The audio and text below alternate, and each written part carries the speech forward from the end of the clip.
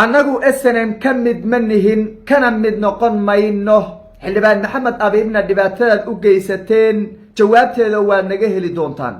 waxaa sidaasi yidhi go-aan ka soo baxay odayaasha dhaqanka ee beelaha godobiirsi oo maalmihii ugu dambeeyeyba ku shirahayay gobolka awdal. haddaba waxaan dul istaagi doonaa go-aanka odayaasha ka soo baxay, dhaqdhaqaaqyada ka socda magaalada boorama iyo sidoo kaleeto ciidamadii ugu badnaa oo dhowrkii maalin ee ugu dambeeyeyba lagu diyaarinayay duleedka magaalada boorama, buuraha ku hareereysan. waxaa ka dhalan kara dhaqdhaqaaqyada ay wadaan beelaha godobiirsi ayaan qodobkeena koowaad ku dul istaagi doonaa. qodobkeena labaad, xildhibaan maxamed abiib xaaladiisii maxaa ka soo kordhay, xagee ku sugan yahay? maalintii afraad ayuu xidhan yahay oo gacanta ugu jira ciidamo ka amar qaata taliska muuse biixi oo afduub meel ugu haysta.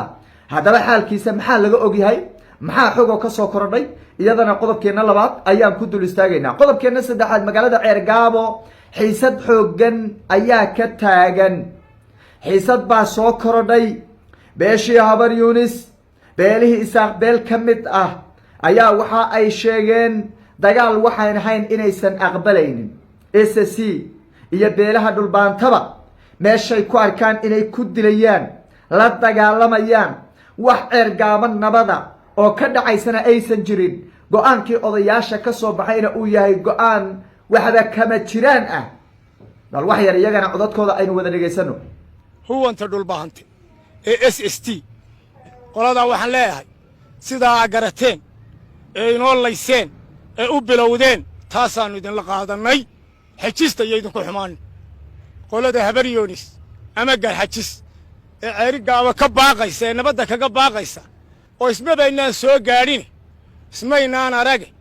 maynaan kulmine, hadal iyo hantimidnagama soo kaa gaadhine, dhacdaduna halkanay ka dhacda. baroortii iyo dhiiggiina halkan u yaallaa, maydkii halkan u yaallaa. adeerkaaba u iman weyde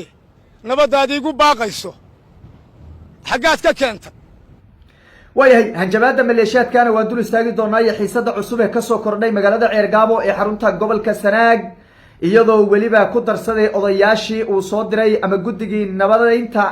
ceergaabo loogu magac daray ee muuse biixi uu soo diray ay maalmo ka hor kaga dhawaaqeen magaalada ceergaabo in ceergaabo lagu heshiiyey, amni lagu wada joogo. dhinaca hartigana dee markii horeba ay lahaayeen warnamad ha lagu wada jooga, iyagu dhinacoodaba ay lahaayeen. go-aankii odayaashana maalmihii ugu dambeeyey lalahaa wuu hirgalay. haddaba waxaa muuqata in go-aankaasi uu dhaqan gelin, ayna jabiyeen beelihii nabadeynta waday, iyaga naftirkoodaba inay jabiyeen ayaa halkaasi ka muuqata. mar haddayba dagaal ay ku baaqeenna dee dhalinyaradu nina jiifi mahayo, ninkule waan kula dagaalamaya, diyaar baan ku ahay, waxbaan laynayaale, kolley waad garanaysaan waxa ka dhalan kara waa un dagaal. iyadana dhinacan kale inay dhalinyaradu ay diyaar garoobaan oo dee ay istaagaan oo meel walba arkaanba ay isdifaacaan bay noqonaysaa. taasi oo marka ka dhigan inay jabtay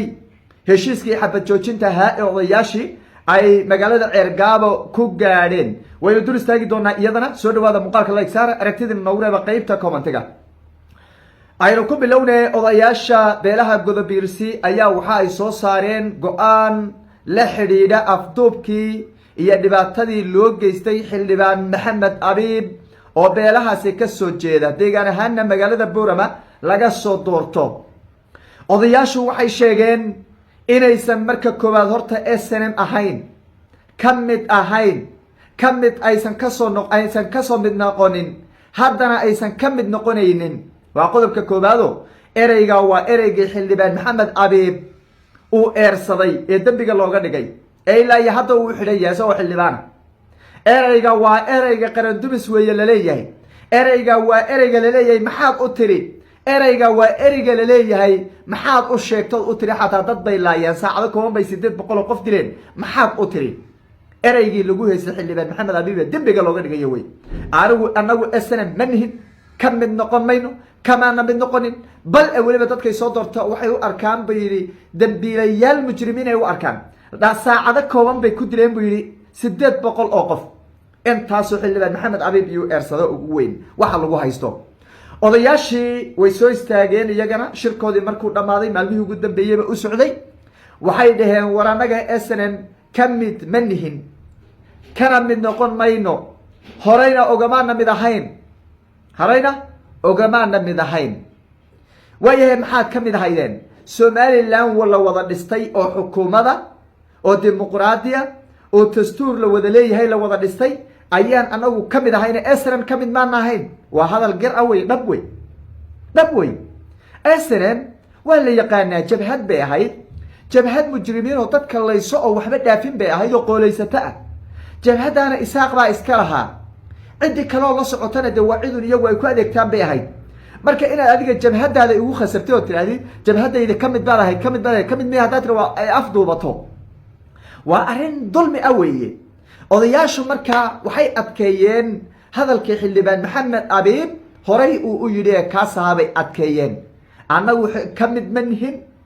annagu waxa weeye SNM kamid maana ahayn kamidna noqon mayno kamidna ma nihin oo haddaba kamid ma nihin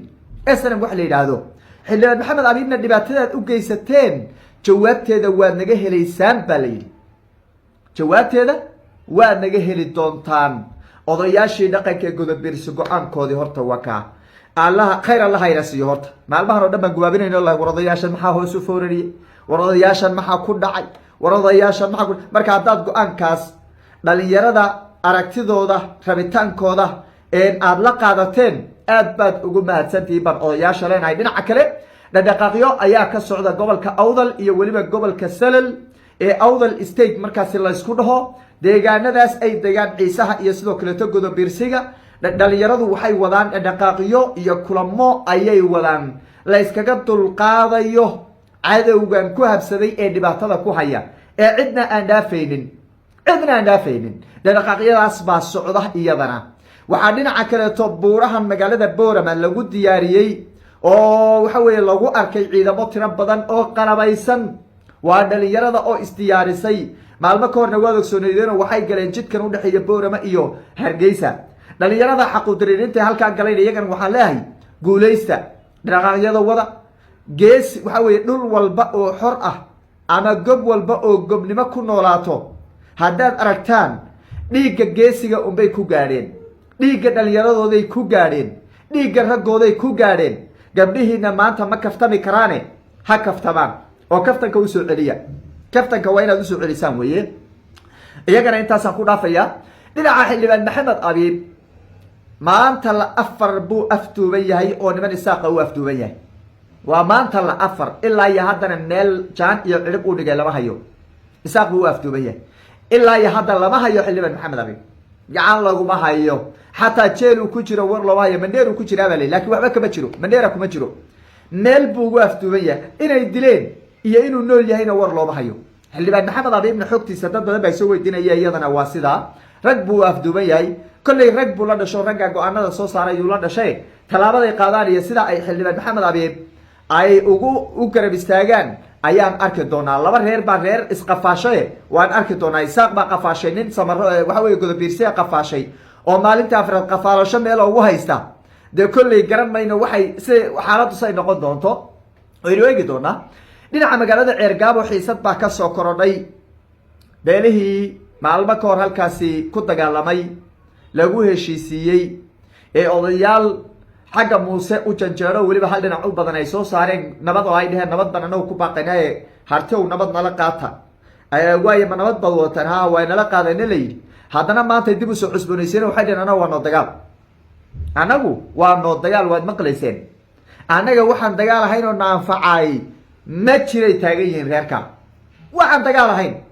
magaalada ceergaabo xiisadaas baa ka soo cusboonaatay reerkii dooraha dagaal bay doorteen bulsho weynta daarood waxaan lehays ilaaliya waad kala daadsan tihiin habacsanaan badan baa jirta idinkoo layna laayay baad iska aamusteen ood iska samirteen haddana waa laynii soo dhaardhaaranayaayo wakaasoo dhaartooda aad maqlaysaane isilaaliya anu waxaa ina leeyahay dagaalamayna lamahiyo waxa weeye duulaynama lihi laakiin isilaaliya oo naftiina ilaaliya oo dhulkiina ilaaliya oo sharafkiina ilaaliya oo habacsanaantan ka baxa oo dhalinyaradii waxa weeye mujaahidiinta hayow meelihii aad ku sugnaydeen iyo meelaha laynaga soo geli karaba waad garanaysaane iska ilaaliya nimankii way soo dhaadhaaranayaan oo wakuwa ad maqlaysaan inay leeyihin annagu waa noo dagaal waxaan dagaal ahayn oo annaga iyo dhulbaante ama s c naga dhexeeyahay ma jiray leeyihiin ma jiro maxaa kuu yaalla marka adigu maxaad u jiifaysaa ma jiif baa kuu yaalla ma jiif baa ku yaalla maya jiif kuma yaallo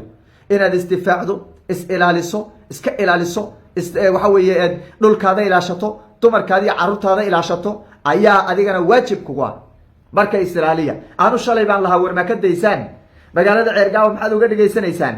war ha ka dhigaysanin aanu shalay dhan lahaa magaaladu waa laba qaybood qaybtiina haysta nin kaba xoog badnaan lahaa laakiin hadday noqotay oo nabad la qaatay haddana ayagii nabadda keenay baa haddana jeefid waayey oo haddana soo kacay iska ilaaliya insha Allah ta'ala wixii ka soo kordho muuqaaladeena dambe idinku soo gudbin doonaa hadda